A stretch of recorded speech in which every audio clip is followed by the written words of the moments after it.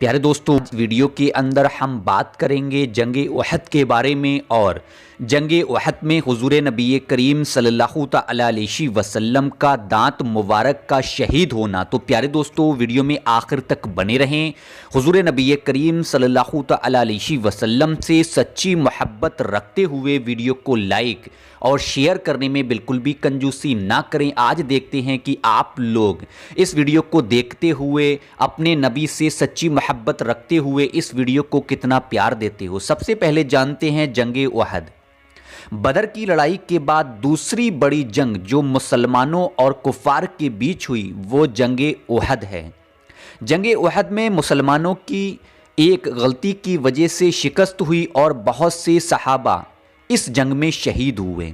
جنگ سے پہلے کا حال، جنگ بدر میں کفار کو شکست ہوئی، اس بات سے ان کے دلوں میں بدلہ لینے کی تڑپ پیدا ہوئی اور دوسری جنگ کے لیے تیاری شروع ہونے لگی۔ تیاری میں مصروف ہو گئے، ایک بڑا لشکر تیار کیا گیا، یہاں تک کہ مکہ کے حبشی غلاموں کو بھی اس جنگ میں شریک کیا گیا۔ کفار کے لشکر کے سردار ابو سفیان تھے۔ ادھر مدینے میں جب حضور نبی کریم صلی اللہ تعالی علیہ وسلم کو اس بات کی خبر ہوئی تو آپ حضور نبی کریم صلی اللہ تعالی علیہ وسلم نے صحابہ سے مشورہ کیا۔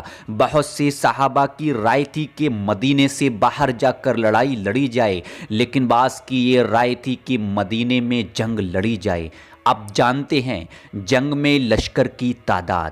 پیارے دوستو، جنگ بدر کی طرح غزوہ احد بھی کفار کی تعداد مسلمانوں سے زیادہ تھی۔ کفار کی تعداد تقریباً 3000 تھی، جنگی سامان سے لیس تھے، کسی چیز کی ان کے پاس کمی نہیں تھی۔ وہیں دوسری طرف مسلمانوں کی تعداد کم و بیش 1000 تھی، جس میں کمزور بوڑھے اور نوجوان بھی تھے، جنگی سامان بھی کم تھا، اس میں کچھ منافق بھی تھے جو بعد میں جنگ لڑنے سے انکار کر دیے۔ قریباً 300 منافقوں کی جماعت واپس چلی گئی اور لڑنے سے منع کر دیا، اس وجہ سے کل مسلمانوں کی تعداد 700 رہ گئی۔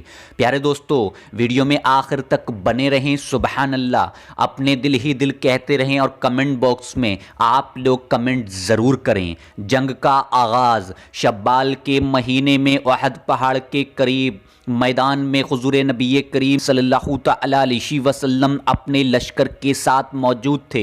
ادھر کفار بھی اپنے لشکر کے ساتھ میدان کے قریب پہنچ گئے۔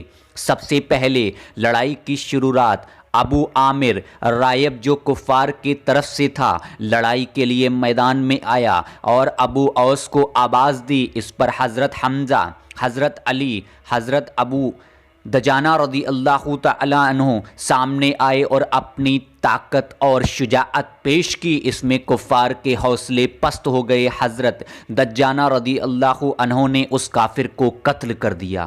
اب جانتے ہیں جنگ احد میں حضرت حمزہ رضی اللہ تعالی عنہ کی شہادت۔ حضرت حمزہ رضی اللہ تعالی عنہ لڑائی کے لیے آگے بڑھے اور مشرکین کو علمبردار طلحہ کو قتل کر دیا اور بڑی بہادری سے کفار کے صفوں میں آگے بڑھ رہے تھے۔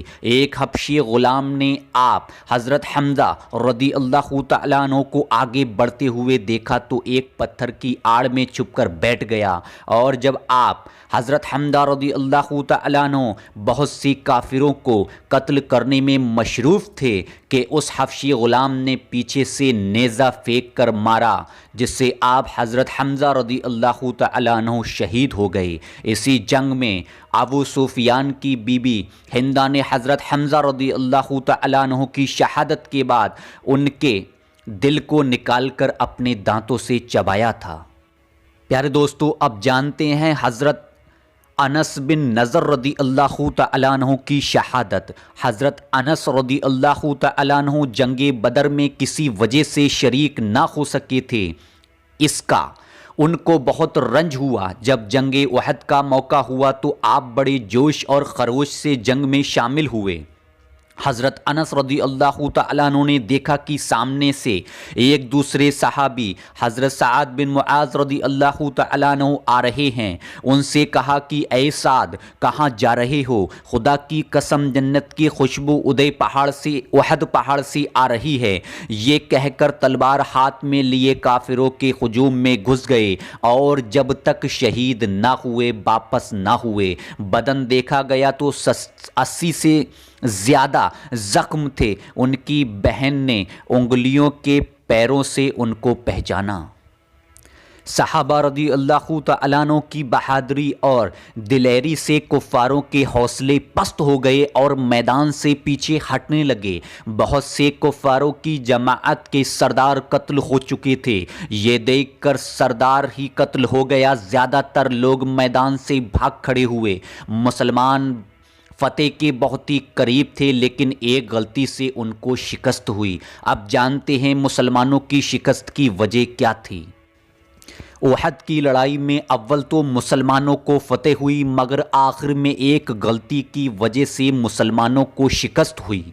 वो गलती ये थी कि हुजूर नबी करीम सल्लल्लाहु अलैहि वसल्लम ने कुछ लोगों को एक ख़ास जगह मुकर्रर फरमाया था कि तुम लोग जब तक मैं ना कहूँ यहाँ से ना हटना। वहाँ से दुश्मनों का आने का, हमले का अंदेशा था।